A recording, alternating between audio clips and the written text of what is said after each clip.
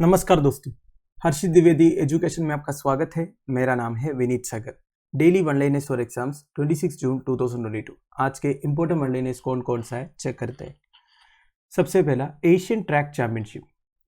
देखिए, Asian track championship या फिर एशियन साइकिलिंग चैंपियनशिप एक एनुअल कॉन्टिनेंटल साइकिलिंग चैंपियनशिप है जो 1963 से हो रहा है। इसमें देखिए बेसिकली रोड बाइसिकल रेसिंग भी होता है, ट्रैक साइकिलिंग रेसिंग भी होता है। बेसिकली रोड पे भी होता है, जो ट्रैक बना रहता है उस पर भी होता है, दोनों चैंपियनशिप होता है। पहले ये दोनों एक साथ होता था, आजकल ये अलग अलग होते हैं। ठीक है, रोड पे अलग और ट्रैक पे अलग। तो इसमें एशियन साइक्लिस्ट पार्टिसिपेट करते हैं, जिसे national governing body Asian cycling federation select करते हैं। ठीक है, तो इस कॉम्पिटिशन में इंडिया का रोनाल्डो सिंह सिल्वर मेडल जीता है दोस्तों। ठीक है, तो गोल्ड मेडल मिला है जापान का केंटो यामाजाकी को, और ब्रॉन्ज मेडल मिला है कजाकिस्तान का आंड्रे चुगे को। अगला है day of the seafarer. हर साल 25 जून को day of the seafarer observe करता है। इस दिन को सी फेरर की जो इनवैल्यूएबल कंट्रीब्यूशन है हमारी international trade and world economy के लिए, और जो अपने पर्सनल लाइफ एंड फैमिलीज को रिस्क में डाल के अपना काम करते हैं या फिर अपनी रिस्पॉन्सिबिलिटीज निभाते हैं, उनको याद करने के लिए या फिर उनके कामों को रिकॉग्नाइज करने के लिए हर साल 25 जून को day of the seafarer मनाते हैं। इस डे को यूनाइटेड नेशंस भी एक्सेप्ट किया है। बेसिकली यूनाइटेड नेशंस का जितना ऑब्जर्वेंस डे है उसमें से एक है day of the seafarer भी। वैसे सी फेरर का मतलब क्या होता है दोस्तों? देखिए, सी फेरर मतलब जो शिप्स में काम करते हैं ना, उन्हें आप बोल सकते हो। ये बेसिकली शिप का जो जनरल ऑपरेशन है, like engineering, navigation, repair, maintenance सब करते हैं। ये इंश्योर करते हैं शिप में जो कार्गो लोडेड है वो सेफ तरीके से डेस्टिनेशन पर पहुंचे और शिप को गुड कंडीशन में रखें। तो ये सारे सी फेरर की रिस्पॉन्सिबिलिटी है। तो देखिए, 1978 में फिलीपींस का कैपिटल मनीला में एक कॉन्फ्रेंस हुआ था, conference of parties to the international convention on standards of training, certification and watch keeping for seafarers, जिसे STCW बोलते हैं। देखिए, this is important for you. STCW क्या है? देखिए, सी फेरर्स को जो ट्रेनिंग देते हैं, सर्टिफिकेशन देते हैं, ये सबका कुछ स्टैंडर्ड्स है। ये स्टैंडर्ड सेटअप किया है STCW में, और इन स्टैंडर्ड्स को एक्चुअली 1978 में एस्टैब्लिश किया था फिलीपींस के कैपिटल मनीला में। फिर 2010 में इन स्टैंडर्ड्स में काफी सारे चेंजेस लाया गया। ठीक है, तो उस दिन से बेसिकली 2010 में चेंजेस लाया गया ना, फिर 2011 से day of the seafarer भी सेलिब्रेट करने लग गया। तो ये standards of training, certification and watch keeping for seafarers जो है, आप ध्यान दीजिएगा, जितने भी सी फेरर्स है उनके ट्रेनिंग, सर्टिफिकेशन, वॉच कीपिंग, ये सब के कुछ बेसिक स्टैंडर्ड्स इसमें मेंशन किया हुआ। अगला है वाणिज्य भवन। प्राइम मिनिस्टर नरेंद्र मोदी जी वाणिज्य भवन इनॉग्रेट किया है। ये basically ministry of commerce and industry का न्यू बिल्डिंग या फिर न्यू प्रीमाइसेस आप बोल सकते हो। इसके साथ साथ प्रधानमंत्री जी एक नई वेबसाइट या फिर एक न्यू पोर्टल लॉन्च किया है निर्यात करके। निर्यात का फुल फॉर्म है national import export record for yearly analysis of trade.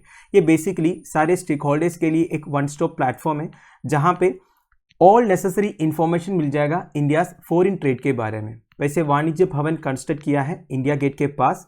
ये बेसिकली एक स्मार्ट बिल्डिंग है दोस्तों। क्या होता है स्मार्ट बिल्डिंग? जो प्रिंसिपल्स ऑफ सस्टेनेबल आर्किटेक्चर को इनकॉर्पोरेट करते हैं। देखिए, इसका मतलब यह है इसके कंस्ट्रक्शन के वक्त ज़्यादा कुछ एनवायरमेंटल इम्पैक्ट्स नहीं हुआ है, आगे भी नहीं होंगे, क्योंकि इस बिल्डिंग को ऐसा कंस्ट्रक्ट किया है, इसमें एनर्जी सेविंग के लिए कई सारे प्रोविजंस हैं। इस तरह जब बिल्डिंग्स को कंस्ट्रक्ट करते हैं ना, उसे आप स्मार्ट बिल्डिंग बोल सकते हो। तो इतना ही ध्यान दीजिएगा, जो प्रिंसिपल्स ऑफ सस्टेनेबल आर्किटेक्चर को फॉलो करते हैं, जिसमें एनर्जी सेविंग के लिए प्रोविजंस है, उसे आप स्मार्ट बिल्डिंग बोल सकते हो। ठीक है, तो ये वाणिज्य भवन को दो डिपार्टमेंट्स यूज करेंगे under the ministry of commerce and industry. एक तो department of commerce and department of promotion of industry and internal trade. ये दोनों department ministry of commerce and industry के अंडर आता है। ठीक है, नाउ इनॉग्रेशन के वक्त प्राइम मिनिस्टर नरेंद्र मोदी जी ने ये बोला है, इतने सारे ग्लोबल डिस्रप्शंस होने के बावजूद इंडिया $670 बिलियन का टोटल एक्सपोर्ट्स किया है, या फिर 50 लाख करोड़ का। एक्सपोर्ट्स एक कंट्री की प्रोग्रेस के लिए बहुत ही वाइटल है, ये बात आपको पता ही है। No, he added that initiatives such as vocal for local have also accelerated India's exports। देखिए, प्राइम मिनिस्टर का एक विजन है vocal for local, basically local goods को ज़्यादा प्रमोट करते हैं। ये इनिशिएटिव के बारे में हमने पहले भी डिस्कस किया है। तो इन्होंने बोला है वोकल फॉर लोकल करके इनिशिएटिव्स ने हमारे इंडियन एक्सपोर्ट्स को एक्सेलरेट किया है। अगला है 3-year health insurance plan for surrogate mothers. Now this is a very important news. Surrogate mothers मतलब क्या होता है, या फिर सरगसी मतलब क्या होता है? देखिए, एक कपल का बच्चे को जब दूसरा एक मदर अपने पेट में पालकर डिलीवरी करती है ना, उसे आप सरगसी बोल सकते हो, उस मदर को सरगेट मदर बोल सकते हो। इसमें होता है क्या ना दोस्तों, कपल जो है अपना स्पर्म एंड एग डोनेट करेंगे, उस स्पर्म एंड एग को बाहर फ्यूज करने के बाद, बेसिकली एक एम्ब्रियो बनाने के बाद दूसरा एक मदर का यूट्रस में डिपॉजिट करेंगे, और वो जो मदर है वो 10 महीने उस बच्चे को पेट में पालेंगे और डिलीवरी करती है। डिलीवरी के बाद उस बच्चे को उन कपल्स को वापस दे देंगे। अब ऑब्वियस सी बात है, इसके लिए इन्हें पैसे वगैरह मिल जाएगा। तो ये सरगसी के रिगार्डिंग गवर्नमेंट ऑफ इंडिया ने सरगसी रेगुलेशन रूल्स को प्रमोगेट किया था रिसेंटली। तो ये नए रूल्स के हिसाब से जो कपल सरगसी करवाएंगे उनको उस सरगेट मदर के लिए एक जनरल हेल्थ इंश्योरेंस कवरेज खरीदना पड़ेगा। अब ये insurance amount should be sufficient enough to cover expenses for all complications arising out of the pregnancy and also postpartum delivery complications. मतलब ये है दोस्तों, प्रेगनेंसी के टाइम पर अगर कुछ कॉम्प्लिकेशंस हुआ या फिर डिलीवरी के बाद कुछ कॉम्प्लिकेशंस हुआ, जिसे पोस्टपार्टम डिलीवरी कॉम्प्लिकेशंस बोलते हैं, उसके लिए जितना एक्सपेंसेस होगा वो सब इस इंश्योरेंस अमाउंट में कवर होना चाहिए। ठीक है।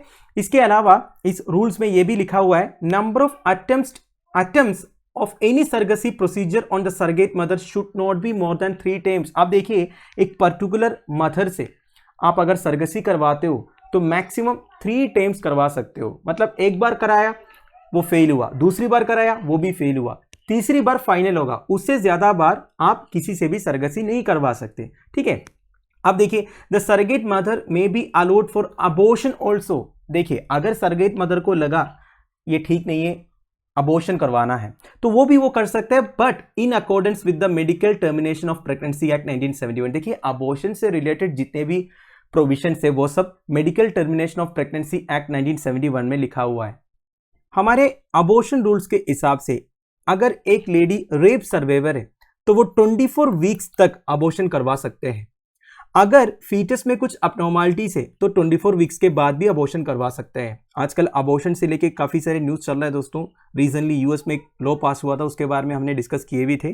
वैसे सरगसी रेगुलेशन एक्ट 2021 जनवरी 25 2022 को लागू हुआ था। इसके अलावा जो कपल सरगसी करवाना चाहता है उन्हें कोर्ट में एक एफिडेविट भी देना पड़ेगा as a guarantee of compensation. मतलब प्रेगनेंसी के टाइम पर या फिर डिलीवरी के बाद अगर सरगेट मदर को कुछ मेडिकल कॉम्प्लिकेशन हुआ, वो सबके एक्सपेंसेस उन कपल को देखना पड़ेगा। तो इसके रिगार्डिंग एक एफिडेविट भी इंटेंडेड कपल को कोर्ट में देना पड़ेगा। अगला है rare plant species found in western Himalaya. ये very rare carnivorous plant species called Utricularia furcellata discover हुआ है वेस्टर्न हिमालयन रीजन में। तो एग्जैक्टली ये Mandal valley located in Chamoli district Uttarakhand से डिस्कवर हुआ है by the research team of Uttarakhand forest department. वैसे कार्निवोरस प्लांट मतलब क्या होते हैं दोस्तों? देखिए, आपने देखा होगा ना कुछ प्लांट स्पीशीज को जो इंसेक्ट्स को पकड़ के खाते हैं, जैसे कि for example Venus fly trap है। तो इस तरह का जो प्लांट स्पीशीज है उसे आप कार्निवोरस प्लांट बोल सकते हो। तो ये जो डिस्कवरी के बारे में डाटा पब्लिश किया है जर्नल ऑफ जापानीज बॉटनी में। वैसे ये जो जर्नल ऑफ जापानीज बॉटनी है ये 106 साल पुराना एक जर्नल है प्लांट टैक्सोनॉमी एंड बॉटनी के ऊपर। इसे one of the finest publication माना जाता है इस फील्ड में। अगला है Padma bridge. Government of Bangladesh Padma multipurpose bridge का कंस्ट्रक्शन कंप्लीट किया है और इनॉग्रेशन भी हो चुका है। Inauguration was done by prime minister of Bangladesh Sheikh Hasina. Padma multipurpose bridge Bangladesh का बिगेस्ट इंफ्रास्ट्रक्चर प्रोजेक्ट है दोस्तों। ये बांग्लादेश का शरीयतपुर को मदरीपुर से कनेक्ट करते हैं। बेसिकली बांग्लादेश का साउथ वेस्टर्न रीजन को नॉर्थर्न एंड ईस्टर्न रीजन से कनेक्ट करता है। वैसे इस ब्रिज के कंस्ट्रक्शन के लिए गवर्नमेंट ऑफ इंडिया ने काफ़ी कंट्रीब्यूशन दिया था, फंड्स दिए थे बेसिकली। पद्मा रिवर के बारे में, पद्मा रिवर बांग्लादेश में मेजर रिवर है, गंगस रिवर की डिस्ट्रीब्यूटरी है। बेसिकली गंगस रिवर बांग्लादेश में पद्मा नाम से जाना जाता है। ये करीब 120 किलोमीटर साउथ ईस्ट डायरेक्शन में फ्लो करती है और मेघना रिवर से कॉन्फ्लुएंस भी होता है बे ऑफ बंगाल के पास। तो दोस्तों that's end of it. I hope आपको वीडियो इन्फॉर्मेटिव लगा होगा। लेक्चर की पीडीएफ एज यूजुअल आपको टेलीग्राम चैनल में मिल जाएगा, जिसका लिंक नीचे डिस्क्रिप्शन बॉक्स में प्रोवाइडेड है। Thank you for watching. Bye bye, have a nice day.